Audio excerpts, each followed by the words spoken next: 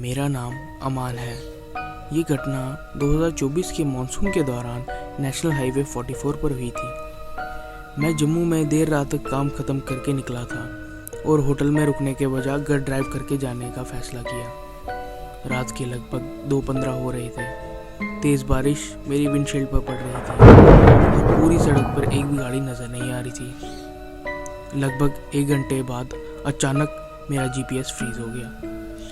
फिर मेरे फ़ोन के सिग्नल्स भी चले गए, पर मुझे लगा कि सिर्फ नेटवर्क प्रॉब्लम होगी। लेकिन कुछ मिनट बाद मेरी गाड़ी की हेडलाइट की रोशनी सड़क के बाईं तरफ खड़ी एक औरत पे पड़ी। उसने एक गंदी सी सफ़ेद शॉल ओढ़ रखी थी। उसका चेहरा पूरी तरह छुपा हुआ था और वो मदद नहीं मांग रही थी। वो बिल्कुल हिल भी नहीं रही थी। मैं एक पल के लिए धीरे हुआ, फिर मुझे रात के सुनसान हाईवे पे कभी ना रुकने वाली चेतावनी याद आई। मैं उसके पास से निकल गया। जब मैंने रियर व्यू मिरर में देखा, वो बिल्कुल गायब थी। आसपास ऐसी कोई जगह भी नहीं थी कि जहां वो इतनी जल्दी छुप सके। मेरा दिल जोर जोर से धड़कने लगा। 10 मिनट बाद मैंने उसे फिर देखा। सड़क के किनारे खड़ी, वही सफ़ेद शॉल, वही खड़े होने का तरीका, जैसे वही जगह हो। पर यह नामुमकिन था। मैं वापस नहीं मुड़ा था। मैंने एक्सीलेटर और ज़ोर से दबाया और बारिश और तेज़ हो गई थी। तभी मेरी गाड़ी की छत पर किसी चीज़ ने ज़ोर से टक्कर मारी। मैंने विंडशील्ड के पार देखा, पर वहाँ कुछ भी नहीं था। फिर एक और ज़ोर से आवाज़ आई। इस बार ऐसा लगा जैसे कोई चीज़ मेरी गाड़ी की छत पर रेंग रही हो। मैंने ऊपर देखने की हिम्मत नहीं की। अचानक गाड़ी के अंदर की सारी लाइट्स बंद हो गई। डैशबोर्ड पूरी तरह काला हो गया और इंजन बंद हो गया। चारों तरफ सिर्फ खामोशी थी। फिर ड्राइवर साइड की खिड़की पर 3 धीमी दस्तक हुई। मैंने धीरे से सर घुमाया, पर वहाँ कोई नहीं था। फिर एक और नॉक हुआ, लेकिन इस बार वो आवाज़ गाड़ी के अंदर पिछली सीट से आई।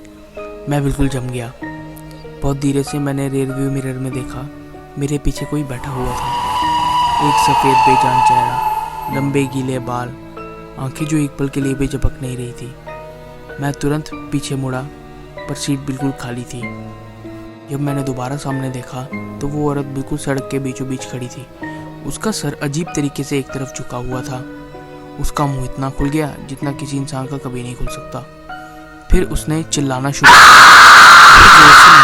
लेकिन ऐसा लग रहा था जैसे एक साथ दर्जनों आवाज़ें चिल्ला रही हों और विंडशील्ड पर दरारें पड़ गई। मैंने डर के मारे आंखें बंद कर ली, धीरे से चाबी घुमाई और अचानक गाड़ी का इंजन स्टार्ट हो गया। मैं बिना पीछे देखे वहाँ से भाग निकला। सुबह सूरज निकलने के बाद जब मैं एक पेट्रोल पंप पर पहुंचा तो वहाँ का वर्कर मेरी गाड़ी को देख के रुक गया।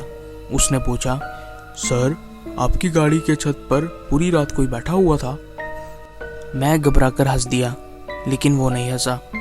उसने ऊपर उंगली से इशारा किया।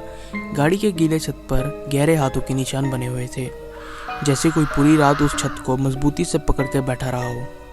ये देख के मैं काफ़ी डर गया था और इस हादसे के बाद 1 हफ्ते के अंदर मैंने वो गाड़ी बेच दी। लेकिन आज भी जब कभी आधी रात के बाद मैं अकेला ड्राइव करता हूँ, तो आज भी मेरे रियर व्यू मिरर में कोई पिछली सीट पे बैठा हुआ नज़र आता है, चाहे मेरी गाड़ी पूरी तरह खाली ही क्यों न हो।